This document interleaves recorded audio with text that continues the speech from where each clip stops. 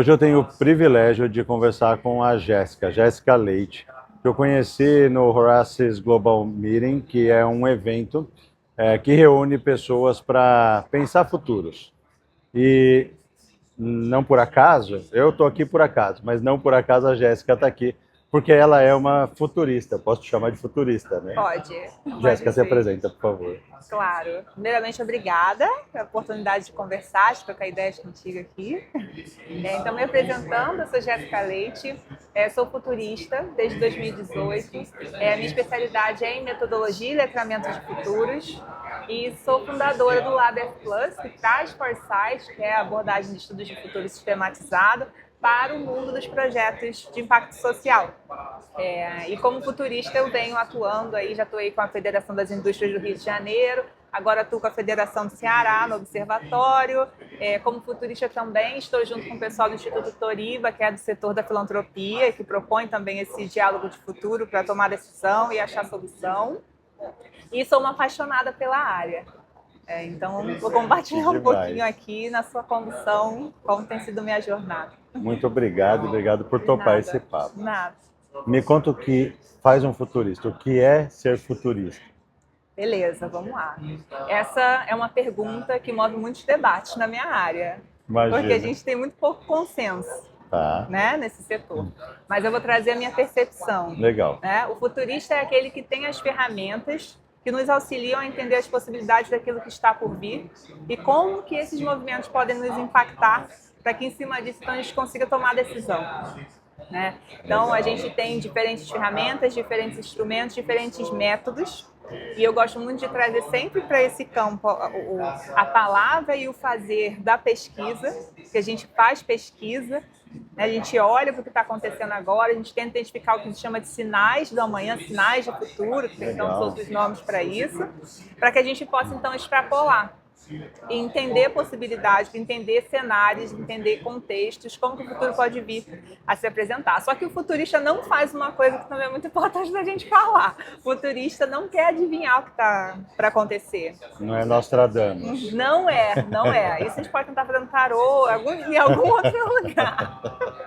Mas o futurista não faz isso. É a pessoa que detém os instrumentos para te auxiliar a pensar como que tal realidade pode estar daqui a 10 anos, para que você tenha ali um conjunto de informações, também de dados, porque a gente também levanta dados agora, de que você tem que entender o passado e o presente para você poder começar a prospectar.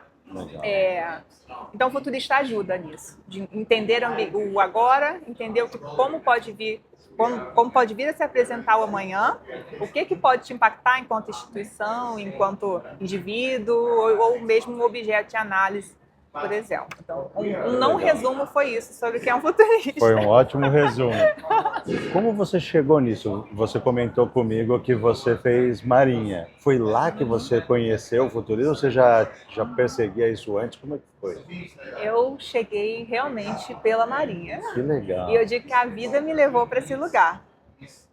Eu sou formada em Direito, né? Sou advogada, não advogo, mas sou uma advogada. E eu passei muito tempo estudando para ser diplomata. Eu sempre gostei muito desse campo internacional, de diplomacia e etc. Só que em um dado momento, depois de um tempo dedicando exclusivamente a isso, depois da faculdade, eu falei, não, eu quero experimentar outras coisas, né? Por aqui, acho que já dei o que tinha para dar. Então comecei a pensar em mestrado. Legal. Só que eu também queria na área de RI, de Relações Internacionais, e no Rio, na época, não tinha tanta oferta. Então, tentei para uma instituição, acabei não passando, aí eu falei, não, mas vou continuar, né? E além do mestrado, eu sempre pensava em o que? Beleza, o que me dá prazer de fazer? E uma coisa que eu tinha certa desde a faculdade era que eu amava e amo pesquisar. Legal. Só que o que eu tinha de experiência naquele momento era uma iniciação científica e uma monitoria na faculdade de Direito. E no setor de Direito é muito difícil você achar projetos de pesquisa, e principalmente uma pessoa que só tinha um bacharelado e anos estudando ali por conta própria, com a ajuda dos professores, claro, para um concurso, né? Então eu joguei para o universo é isso que eu amo fazer, é isso que eu gostaria de fazer, né? Eu queria começar a ter minha estabilidade financeira e etc. Aí eu vi uma chamada para ser pesquisadora, voluntário na Escola de Guerra Naval, que é uma escola de altos estudos da Marinha, que fica no Rio de Janeiro. E ainda perto de casa, né? Que bom. E ainda perto de cá, perto mais ou menos, mas é no Rio. No Rio, né? Não levo 2 dias para chegar. Pois Só é. alguns tantos minutos. E era voluntário, né? Não dizia nada de retorno, mas eu falei, bem, uma experiência legal, né, para ter. Sim. E nessa chamada dizia que era num laboratório de simulações e cenários. Aí eu, beleza, o que é simulações e cenários? Fui tentar, joguei na internet, Google, né? Tentei entender um pouquinho o que era, não entendi, por óbvio. Mas eu falei, quer saber, vou lá, vou tentar e vou ver, né, o que é. Eu já estudava direito militar e também olhando para a diplomacia, a gente acaba pegando muita coisa de defesa também, então não era um mundo tão estranho assim para mim. Aí cheguei lá na entrevista, fui super sincera, falei, olha, o que eu tenho é um bacharelado em Direito, sou advogada, fiquei 4 anos estudando para ser diplomata, agora eu estou tentando outros caminhos na minha vida, é isso que eu tenho.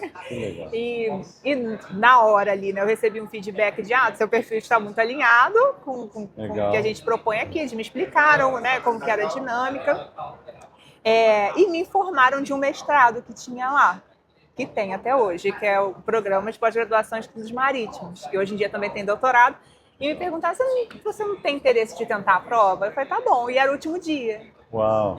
Aí, bem, o coordenador falou, você pode usar nosso espaço para fazer um projeto, faz um projeto que já seja similar com o que você estudou na faculdade, eu tinha estudado Brasil e China, a relação, né, o olhar da cultura.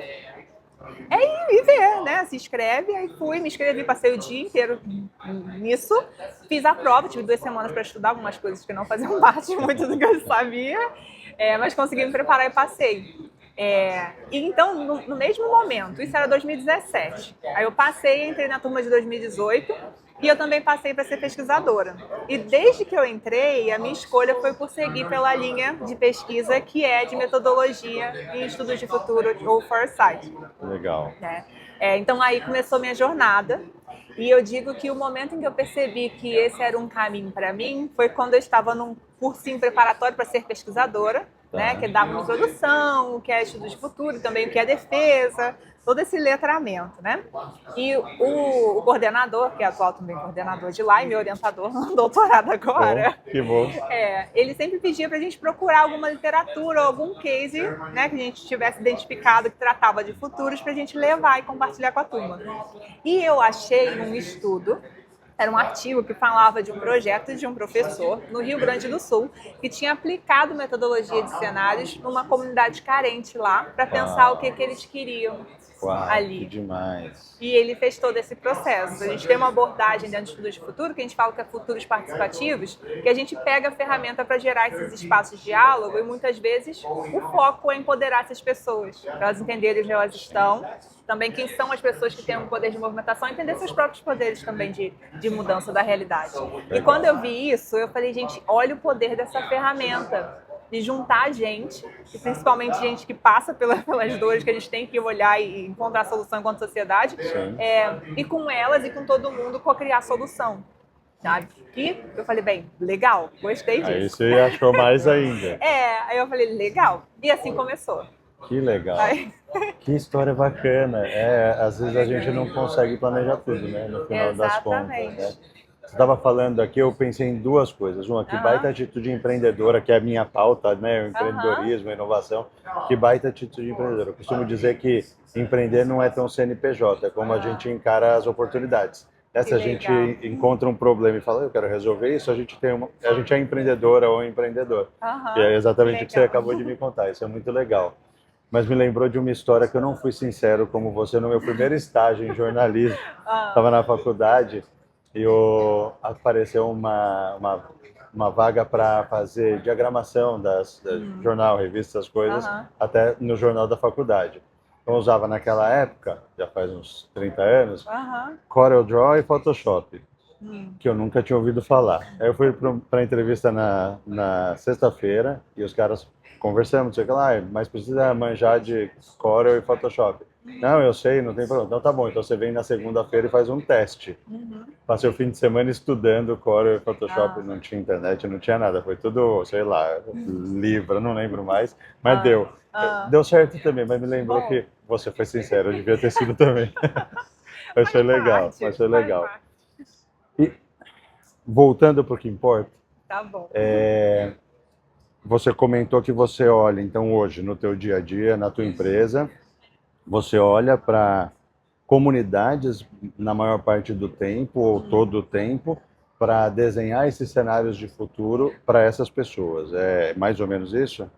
Mais ou menos. A proposta principal do Lab é entregar para as empresas, né, uma ideia de construção de projeto social, projeto de impacto social, que não seja pensado pelo grupo de pessoas que trabalham dentro da empresa, Perfeito. né, olhando de cima e entregando a solução para quem eles querem impactar, mas sim co-criando aquela Perfeito. solução.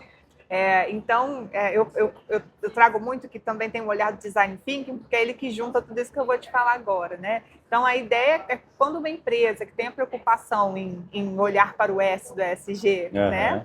Mesmo uma instituição que tem isso dentro do seu objetivo principal, tem interesse de impactar positivamente determinados stakeholders, determinada comunidade, determinado grupo de pessoas, venha até o Lab.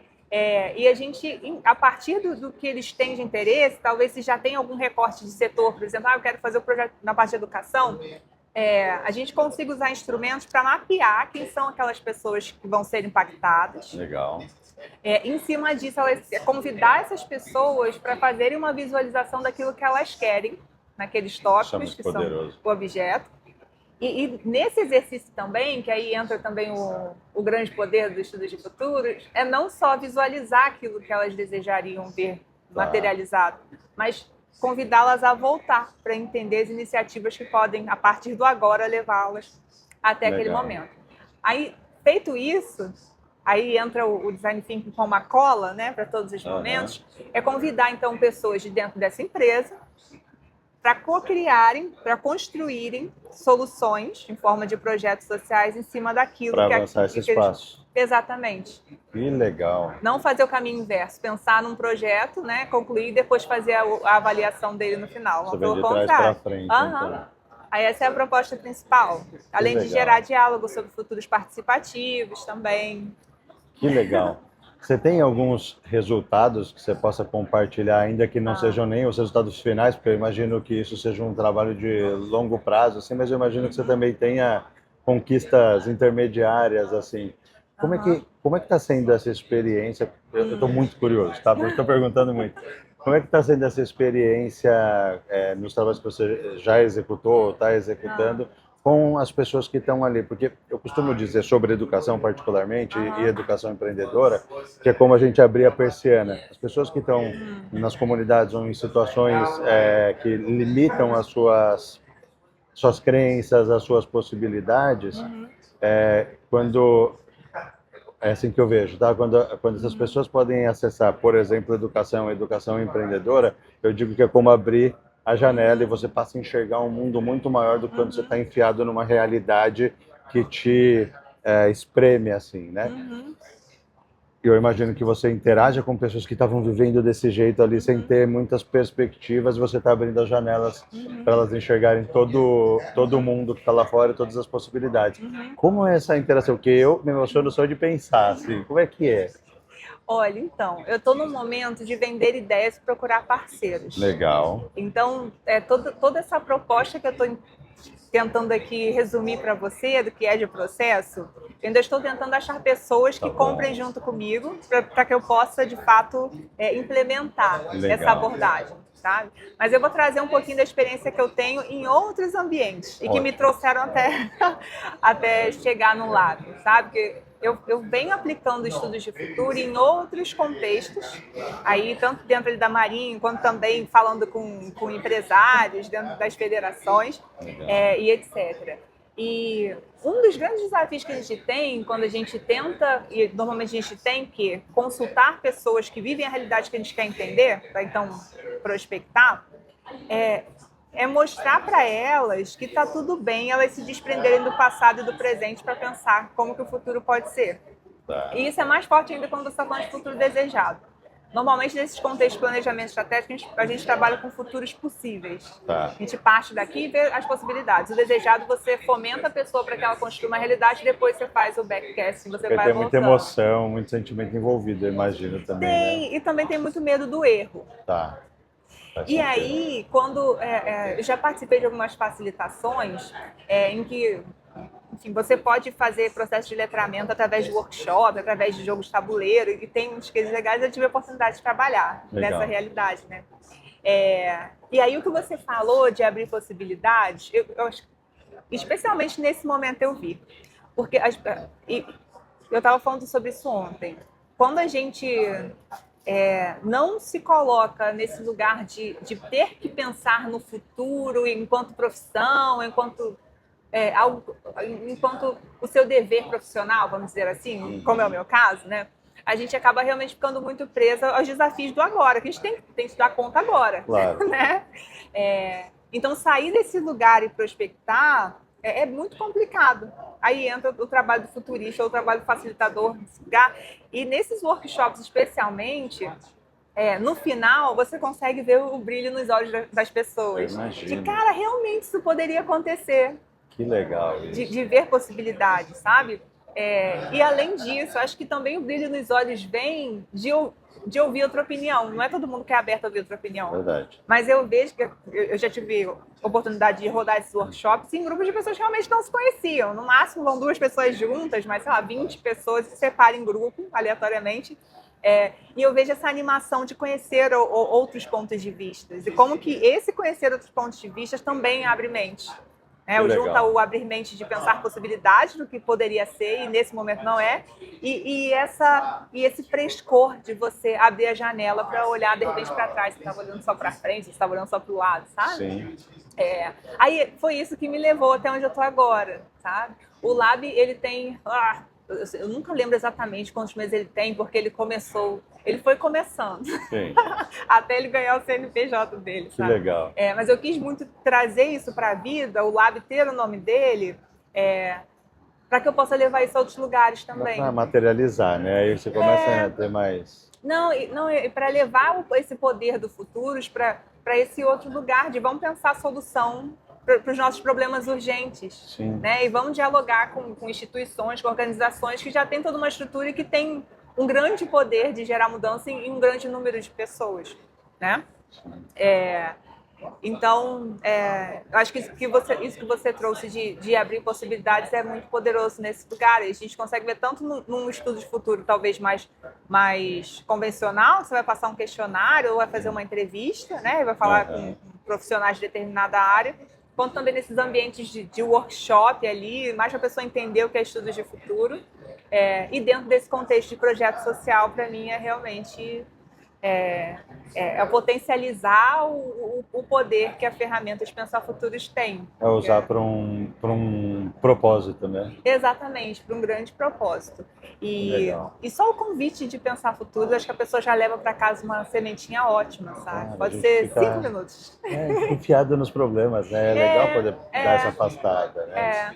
Eu acho, aliás, que eu vejo muita gente comentando isso, quando se afasta do negócio, por exemplo, empreendedores com os quais eu interajo. Eu mesmo tenho essa experiência pessoal de quando eu não estou no dia a dia do negócio. Sei lá, no meu caso, quando eu viajo, às vezes eu fico muitos dias fora e aí envolvido com um evento como aqui, por exemplo, em que a gente está, as ideias vêm, as percepções vêm, eu vou vendo os pontinhos que precisam ser conectados, assim, porque não está com a cabeça enfiada no problema ali no dia a dia, né? Então, imagino que se isso é uma verdade nesse ambiente empreendedor, com toda certeza no ambiente pessoal também tem esse poder, né?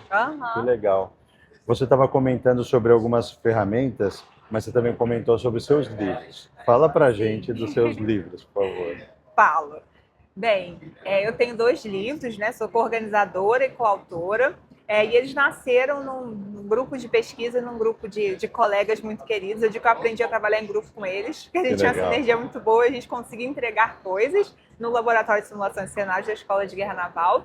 E antes dos livros veio a nossa vontade de democratizar o conhecimento do que é futuros, do que é metodologia de futuro. Porque isso vem sendo aplicado muito em contexto de grandes empresas, em contexto de governo, só que eu, particularmente, isso eles também tinham dentro deles, a gente entende que isso é uma ferramenta que um pequeno empreendedor pode usar, sabe? Que a gente, na nossa vida também, pessoal, a gente pode utilizar. E a gente queria passar essa mensagem explicando caminhos possíveis para eles aplicarem isso numa linguagem que não era academiquez. Excelente. Isso é essencial. Essencial, a gente queria falar com todo mundo que a gente pudesse.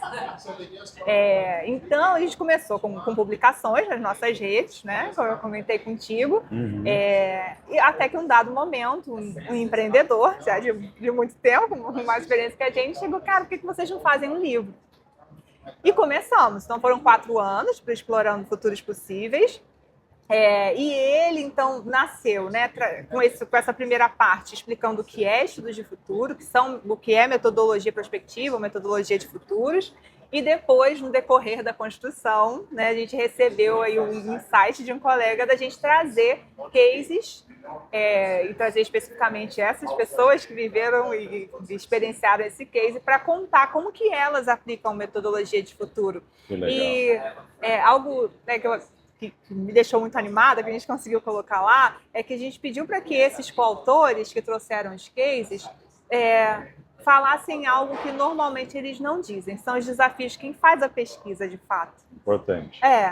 Como foi construir aquilo, por que você construiu, escolheu fazer um questionário nesse momento, uma entrevista aqui, um workshop aqui, e quais foram os desafios, porque a gente tem os desafios até na lida humana, né? Quando a gente tem que facilitar muita gente, e é muito difícil você achar literatura ou pessoas que compartilham isso, né, de uma forma mais ampla, e a gente queria isso.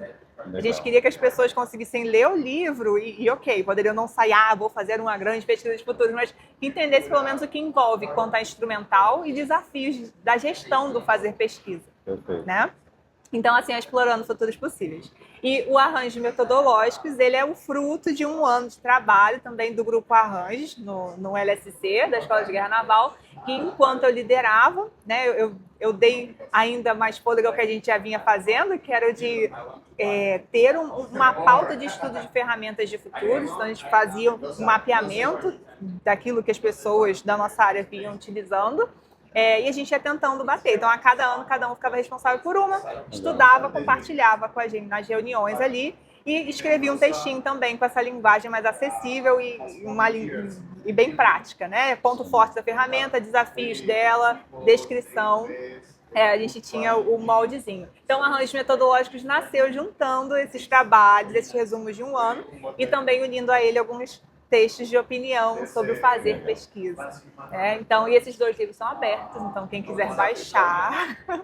Eu vou colocar esse link, depois você me manda, eu te coloco o link, acho que vai ser ótimo. Eu vou, com toda certeza, baixar e ler. Pena que não é impresso, porque eu ia poder pedir um autógrafo. Então, eu tenho também impresso, só não está comigo.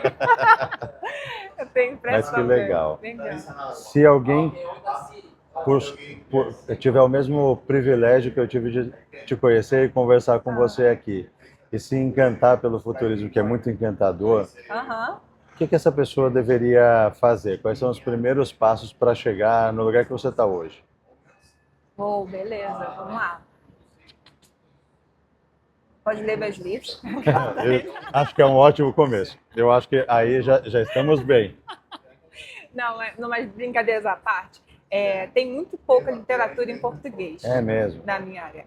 E acho que isso também somou a nossa vontade de querer publicar alguma coisa. Legal.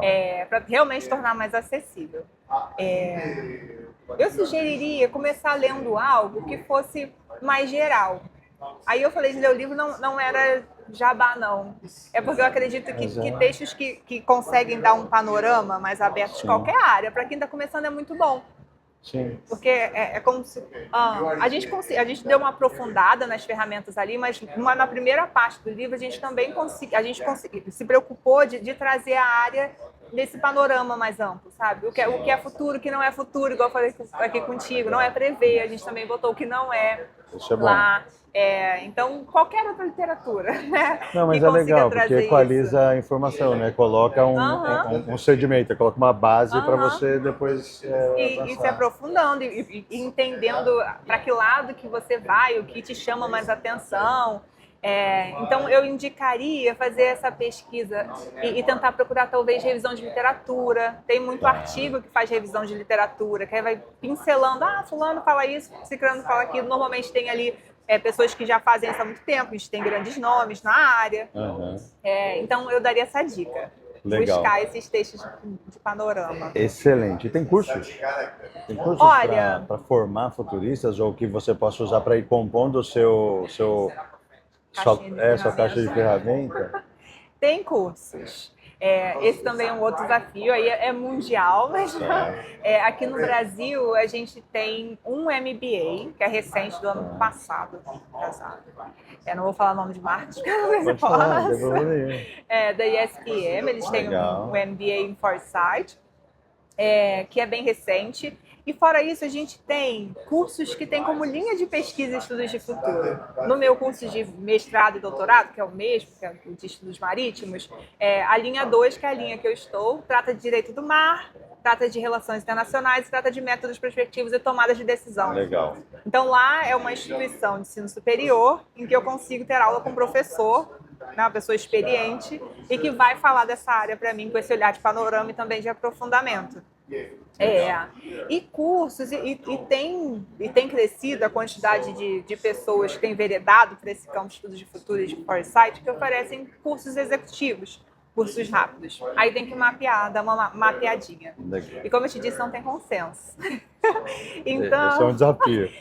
Porque cada um vai compartilhar ali seu olhar, né, Sim, um sim. pouquinho.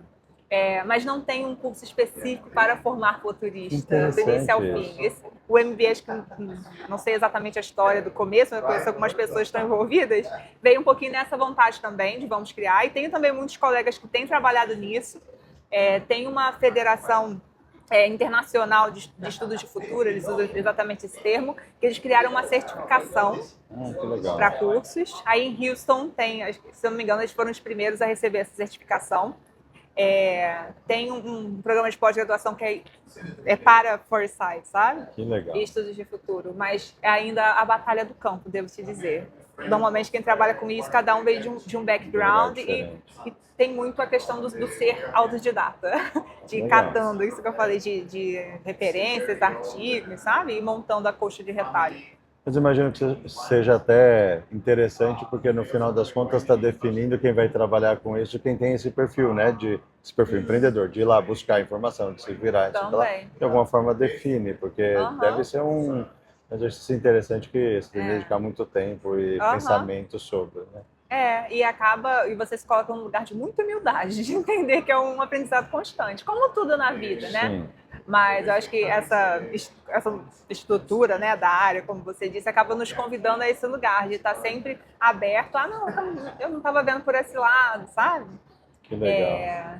Então, realmente, isso é interessante. E até o exercício, o trabalho do futurista, passa muito por olhar para todos os campos. Eu tenho trazido muito para a minha fala a transdisciplinariedade, não a multidisciplinaridade, mas a transdisciplinariedade, Legal. tudo está interligado.